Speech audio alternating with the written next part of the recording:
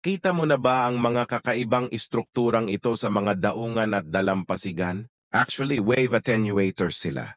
Idinisenyo ang mga ito upang protektahan ang daungan mula sa epekto ng mga alon at mapanatili ang isang matatag na ibabaw ng tubig na tinitiyak ang kaligtasan ng mga barko sa panahon ng pagpupugal at pagpapatakbo ng kargamento. Sa kabila ng kanilang kakaibang hitsura, ang mga bloke na ito ay nakaayos sa isang tiyak na pattern upang mawala ang enerhiya ng alon at protektahan ang baybayin mula sa pagguho.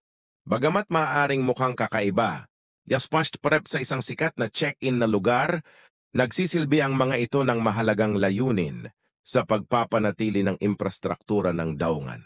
Ang mga breakwater na ito ay karaniwang gawa sa konkreto at idinisenyo upang maging matibay at lumalaban sa malupit na kapaligiran sa dagat. Ang iba't ibang mga port ay maaaring may iba't ibang mga hugis at estilo, ngunit ang kanilang mga pangunahing pag-andar ay pareho.